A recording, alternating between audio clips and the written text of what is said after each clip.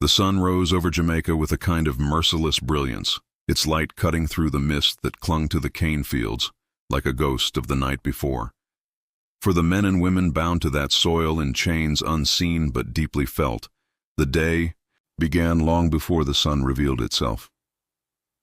They were awakened not by choice but by the harsh crack of the driver's whip, by the guttural bark of orders spoken in a tongue foreign to their ears, and by the knowledge that another day of unending toil awaited them. Among them was a man named Tacky. His name was not his own, not the one his mother whispered to him when he was born on the shores of the Gold Coast of Africa. That name had been stolen the moment he was dragged onto a ship, shackled, and carried across the vast Atlantic. Here in Jamaica, he was nothing more than property, listed in the ledgers of men who owned land, wealth, and flesh alike. Yet, behind his eyes flickered a fire that the lash could not extinguish. The cane fields were an ocean of green blades, sharp as knives, waving in the wind that brought no comfort. Each stalk was heavy with the sweetness that would become sugar for the tables of Europe, but for those who cut and hauled them, the fields meant only sweat, exhaustion, and an early grave. The enslaved worked from the first pale light of dawn until the stars glimmered overhead, their bodies bent, their hands blistered, their backs scarred. Hunger gnawed at them, but punishment awaited those who slowed, and death lingered for those who resisted. Tacky moved with the others, his machete rising and falling with practiced precision, the steel glinting as though it too carried a will of its own. His body was strong, hardened by years of labor, but it was his mind that set him apart. Where others bowed their heads, Tacky lifted his when the overseer wasn't looking, his gaze stretching beyond the horizon. He remembered the rhythms of his homeland, the ceremonies, the drums, the taste of freedom. He remembered, too, the wars he had once fought, for before his capture he had not been a simple man of the soil. He had been a leader, a man of stature, a fighter trained in strategy and courage. The chains had not stripped him of that knowledge. They had only buried it beneath years of forced silence. At night, when the cane fields lay silent and the overseers retreated to their houses, whispers drifted among the enslaved like the rustle of dry leaves. They spoke of cruelty endured, of families torn apart, of brothers and sisters sold to distant plantations, but they also spoke cautiously of something more dangerous, the dream of freedom. It was a word that could earn a man 100 lashes, yet it clung to their tongues as stubbornly as hope itself clings to the human heart. Tacky listened. He did not speak recklessly, for he knew the cost of careless words, but he carried the whispers deep within. Sometimes when the moon was high and the shadows long, he would slip away into the forested hills where the Maroons lived, those who had escaped bondage and carved out hidden strongholds beyond the reach of the planters. There he learned that rebellion was not a fantasy but a living flame, one that could be fed until it roared into something unstoppable. The overseers never suspected that beneath their feet, in the hearts of the enslaved, a storm was gathering. To them, the men and women in the fields were nothing but tools, voiceless and obedient. They mistook silence for submission, forgetting that even the quietest soil can conceal roots that push and grow until they crack stone apart. Tacky's days were marked by suffering, but within that suffering, he sharpened not only his machete but his will. He watched how the guards moved, how the masters grew careless with their power, how the rhythms of plantation life might one day be turned against those who imposed them. The Easter season drew near, and with it came moments when the masters, secure in their wealth and faith, let down their guard. It was then, Tacky realized, that the fire smoldering in secret could blaze forth. The sky over Jamaica turned crimson as the sun dipped each evening, as though foreshadowing the blood that would one day stain the fields. For now, the enslaved bent to their labor, their songs rising softly in the night, carrying grief, memory, and the fragile strands of hope. And among them, one man's heart beat louder, steadier, with a resolve that would change the island forever. The cane fields bound him, but they could not contain him. In the silence of his soul, Tacky made a vow. He would not remain in chains until death claimed him. The land that had stolen his freedom would one day tremble beneath his rebellion. Night in Jamaica carried a stillness that was deceptive. The air hung heavy with the scent of cane and smoke. The cicadas sang in endless chorus, and the sea whispered against distant shores. To the planters and overseers who retired to their great houses with their rum and their prayers, the island seemed tamed, their dominion unshakable. But beneath the hush of night, other sounds stirred, low voices, rhythmic drumbeats muffled by the forest, and footsteps of men and women who slipped quietly from the barracks. It was in this silence that Tacky began to weave the threads of rebellion. He was cautious, for he knew one careless ear could deliver them all to the whip or the gallows. Yet he also knew that silence alone would not bring freedom. So he spoke first to those he trusted most, men and women whose eyes still carried the spark of defiance, who had not been crushed entirely by the weight of the lash. He spoke not in grand speeches, but in fragments of memory, of the Gold Coast, of the ways their people had once resisted invaders, of the strength they carried within them still. The enslaved gathered in small circles in the shadows of huts, or beneath the sprawling branches of silk cotton trees. Fires were kept low, and guards were always posted. They sang songs in their own tongue, disguising messages in the rhythm, cloaking commands within the beat of drums. To the masters, it was noise.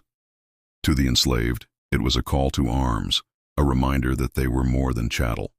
Tacky's plan was simple but daring. The Easter season would bring distraction. The masters, draped in their finery, would turn their attention to services and feasts. The plantations would be lulled into carelessness, their guns less guarded, their overseers less vigilant. In that moment, the enslaved would rise. They would strike first at the storehouses where weapons were kept, seizing muskets, powder, and shot. Then they would sweep across the plantations, cutting down those who had long ground them into the dust.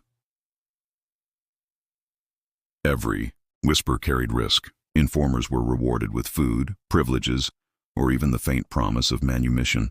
One loose tongue could unravel the entire web, yet the cause burned too fiercely now to be smothered. Women carried messages between estates under the guise of trade. Children memorized signals. Men rehearsed the silent gestures that would mark the hour of action. The rebellion spread like fire through dry cane, hidden yet unstoppable. Not all were certain. Fear gnawed at many, for they had seen the brutal punishments meted out to those who defied their masters.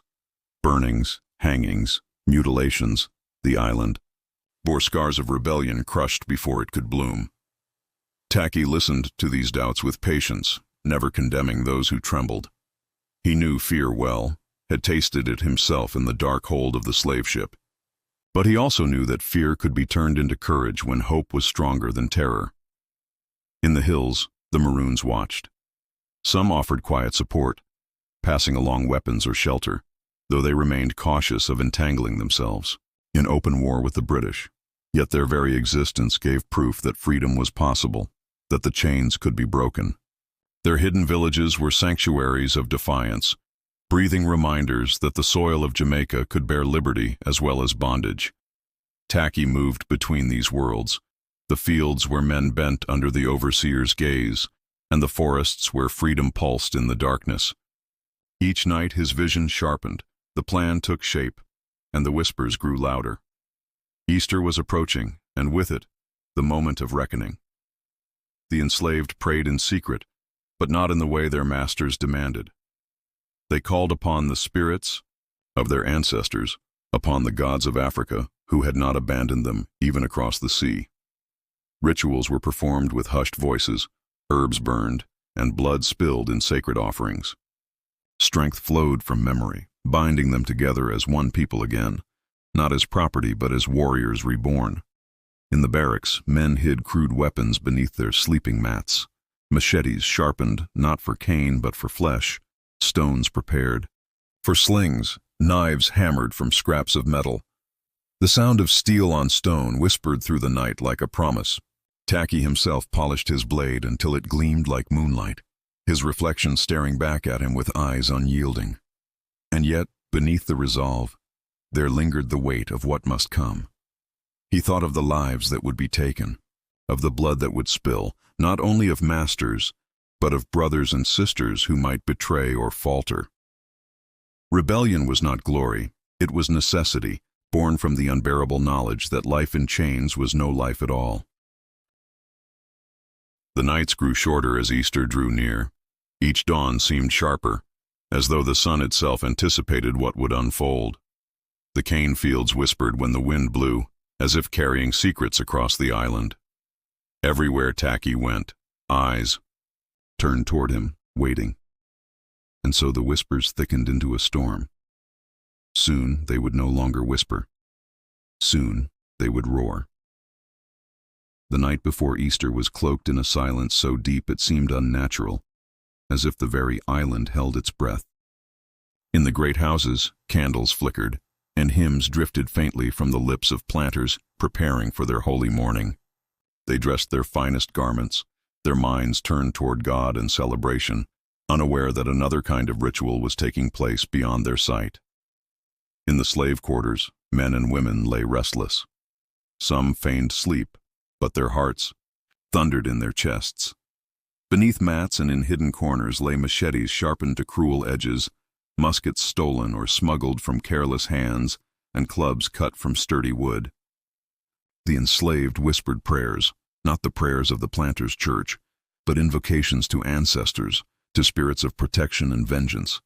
Children clung to their mothers, sensing in their silence that something extraordinary was about to break. Tacky stood among them, tall and resolute, his eyes steady. He had spoken little in the days leading up to this night, for words were no longer needed. The plan was alive in every heart. The moment had come. He looked toward the hills, dark outlines against the star-strewn sky, and remembered his homeland, where warriors had once gathered before battle. He felt the same weight upon his shoulders now, the burden of leadership, the knowledge that lives would be lost, and that freedom's price was always blood.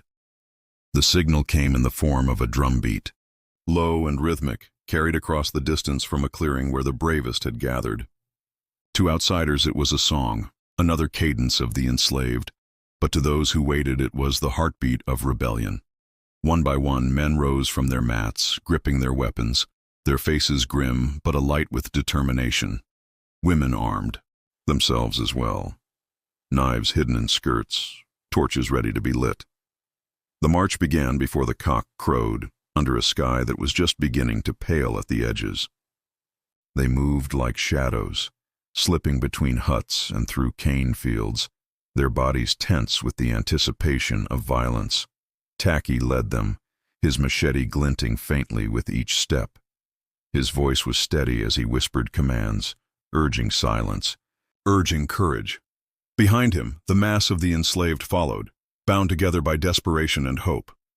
Their first target was the plantation's armory, a modest storehouse where muskets, powder, and shot lay guarded only by a handful of men.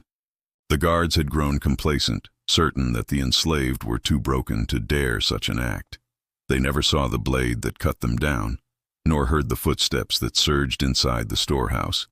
Within moments, the rebels emerged with weapons. In hand, muskets cradled against their shoulders, powder kegs slung across backs. The rebellion was armed. From there, the storm broke. Torches were lit, flames licking upward into the pre-dawn sky, their glow announcing to every plantation nearby that something unimaginable was unfolding.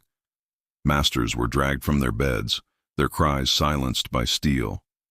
The cane fields that had drunk the sweat of slaves now drank blood, dark and hot, soaking into the soil. Houses burned, the crackling of timber and the roar of fire joining the chorus of shouts and screams. For Tacky, every strike of his blade carried the weight of years of suffering.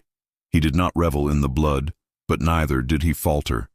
His was the hand of vengeance, not for himself alone, but for generations stolen from freedom. Around him, men and women fought with a fury that astonished even themselves, as if the strength of ancestors flowed through their arms. The Easter dawn rose red, the sun climbing over an island in chaos.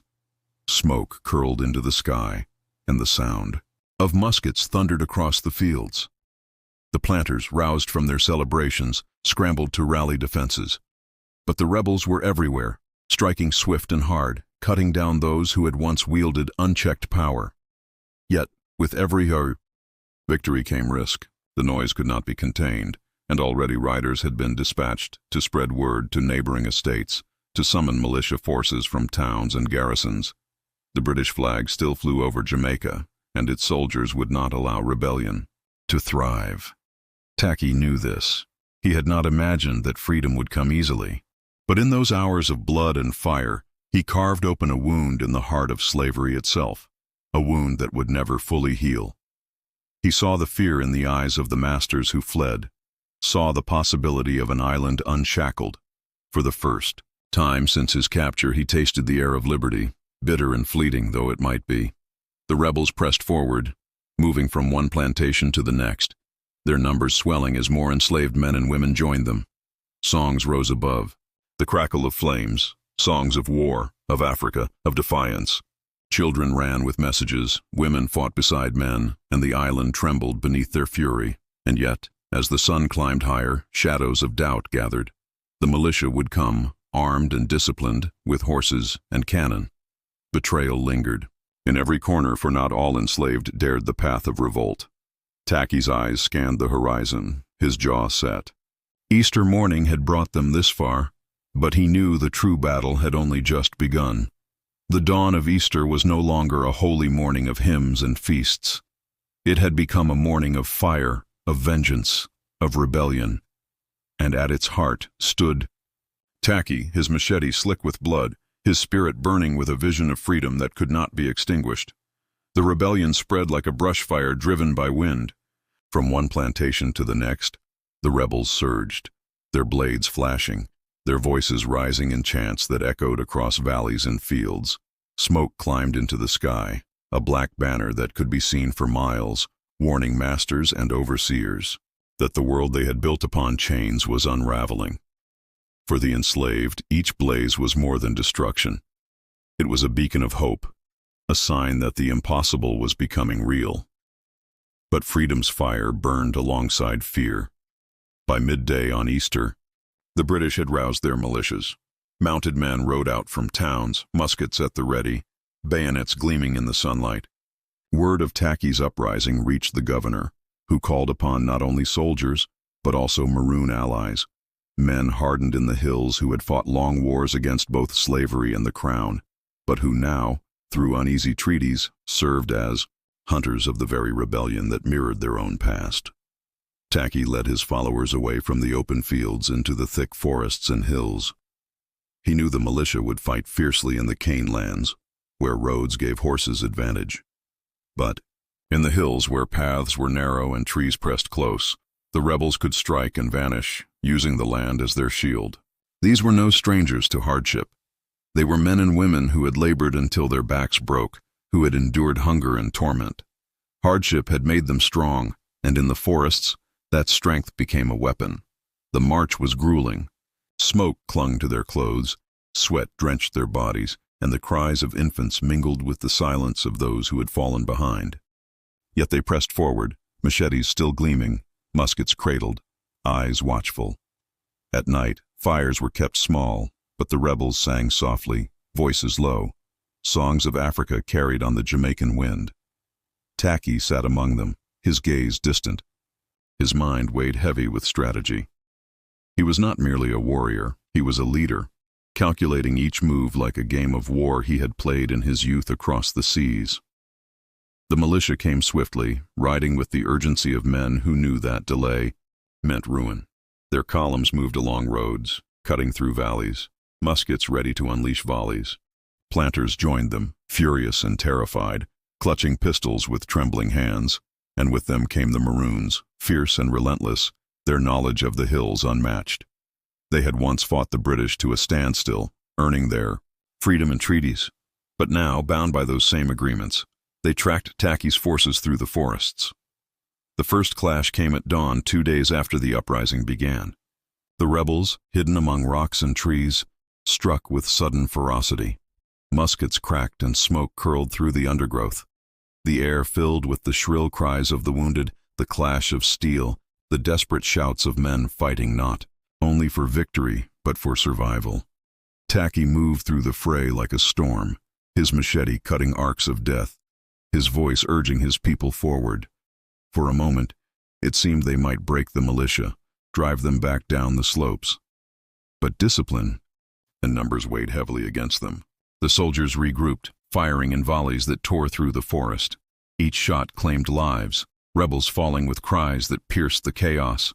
Horses surged up narrow paths, hooves pounding, their riders firing into the trees. And above all, the Maroons pressed from the flanks, moving swiftly, their muskets sharp, their skill in the hills unmatched. The rebels fought desperately, but they could not hold forever. Slowly, step by bloody step, they were pushed deeper into the mountains. Still they struck, ambush after ambush, unwilling to yield. Smoke rose from the hillsides where torches had set brush alight, choking soldiers and rebels alike.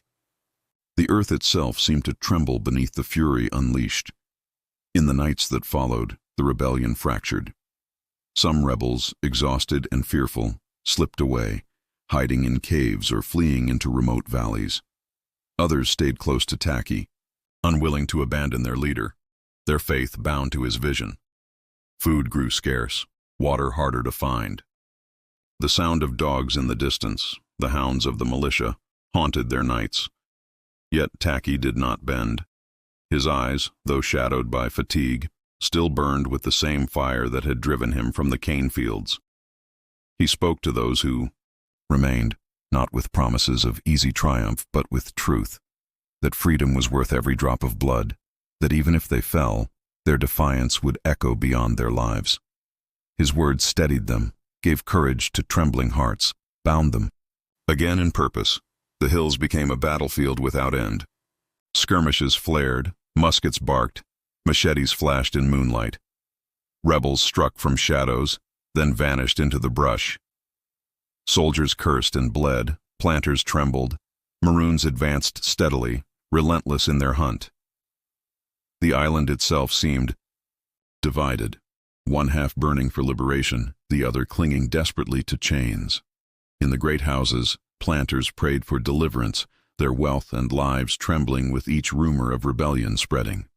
In the barracks, enslaved men and women who had not joined watched the horizon with quiet longing or silent fear, knowing that whether Tacky triumphed or fell, nothing would ever be the same.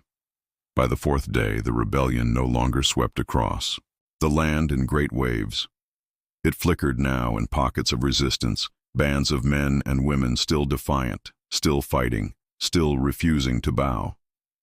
The fire had not been extinguished, but it had been forced into the hills, into the shadows, where the battle would rage on, and at the heart of it all, Tacky remained. His machete was stained, his body weary, but his will unbroken. In the smoke-filled forests, he became more than a man. He became a legend whispered from tongue to tongue, the name spoken with awe and dread. To the enslaved, he was freedom's warrior. To the masters, he was terror in flesh. The hills of Jamaica burned with blood and fire, and the story of Tacky was being written with every stroke of his blade, with every life lost, with every cry that rose into the choking air. The hills fell quiet after days of fire and fury, but the silence was not peace. It was the silence of exhaustion, of lives broken, of hope bruised but not extinguished. Smoke lingered in the air, curling above the forests where rebels had hidden, where skirmishes had carved scars into the land. The rebellion that had blazed so fiercely now flickered in embers, yet those embers glowed with a heat that could not be easily smothered. Tacky still moved among his followers, though their numbers had dwindled. Each clash with the militia had claimed more lives, each betrayal had thinned their ranks. Food was scarce, water scarcer still, and the hounds of the soldiers hunted them relentlessly. The Maroons pressed close, their knowledge of the land making escape almost impossible. Tacky's face, once lit by the fierce certainty of victory, now bore lines of strain. But his eyes had not dimmed. They carried the same fire, the same vow that had carried him from the cane fields into legend. The end came not in a glorious final battle, but in a betrayal. A whisper carried to the militia, a path revealed through the hills, a moment when trust turned to treachery. The soldiers and Maroons closed in, surrounding the rebels in a narrow gorge where escape was thin as smoke. Muskets thundered and men fell. Women fought with knives and stones until they too were struck down. The air filled with screams, with smoke, with the bitter taste of defeat. Tacky stood tall even in the chaos. His machete rose and fell. His voice rang out, urging his people to fight, to die on their feet rather than bend once more to chains. But even a leader cannot hold back the tide forever. Surrounded, wounded, knowing that capture meant humiliation, torture, and a death meant to frighten others, Tacky made his final choice. He raised his blade not against his enemy but against himself. With a final breath, he denied his masters. The satisfaction of seeing him broken. The news spread swiftly. Tacky was dead. The rebellion that had shaken Jamaica to its core was broken, its leaders slain or scattered, its followers hunted down. The planters breathed relief, their wealth and dominion preserved, but their relief was laced with fear, for they knew that what had burned once could burn again. The memory of Easter's flames lingered, a warning that the enslaved were not silent tools, but people with hearts that yearned for freedom and hands strong enough to seize it. Punishments followed, as they always did. Survivors were hanged, bodies left as grisly warnings. Others were whipped, branded or dragged in chains to different plantations, their lives torn apart once more. The masters prayed that terror would smother rebellion. But even as the lash fell, even as gallows claimed lives, whispers of Tacky's name spread. His death was not an end, but a beginning, a story carried in secret, in song, in the quiet resilience of those who still bent beneath the cane but no longer with bowed spirits. For years to come, the Easter Rebellion lived in memory. Children, born long after the smoke had cleared, grew up hearing of the man who had once defied the island's might, who had turned machetes meant for cane against the hands that wielded the whip. Planters spoke of him with dread, enslaved with pride, maroons with a mix of respect and unease. His story traveled beyond Jamaica, carried across seas in whispers of resistance, joining a greater tide of uprisings and defiance that would one day shatter the system of slavery altogether. In the quiet of the fields, when overseers turned away, songs rose softly. They carried no names aloud, no clear words that could be punished, but their rhythm spoke of Tacky. In the rustle of cane, in the beat of drums muffled by night, his spirit endured. He had not lived to see freedom, but he had proved that it could be seized, that it was worth blood and sacrifice. The hills that had drunk his last breath stood as monuments, silent witnesses to a rebellion that had burned bright against impossible odds. And though the chains of slavery endured for many years yet, they carried from that Easter dawn a new weakness, a crack that could never be sealed. For every lash, every whip, every command shouted in cruelty, there was now a memory stronger than fear, the memory of Tacky, the slave who had risen as a warrior, who had struck terror into masters and hope into the enslaved. Generations later, when slavery finally collapsed under its own weight, when freedom was declared by law, some said they could still hear his name in the wind that swept across the cane fields. A name spoken in whispers, in prayers, in songs. A name that had once been property, stripped of its roots, yet had become legend. Tacky. Not merely a man, not merely a slave, but a spark of defiance that refused to die. His rebellion may have ended in blood, but its echoes lived on, carrying forward a truth that no empire could erase, that freedom is the natural right of every soul, and that even in chains, men and women will dream of it, fight for it, and die for it. And so, in Jamaica, the Easter dawn would never again be only a morning of hymns and celebration. It would also be remembered as the dawn when the enslaved rose, when fire met steel, when the cane fields trembled under the footsteps of those who refused to bow. The dawn of Tacky's rebellion,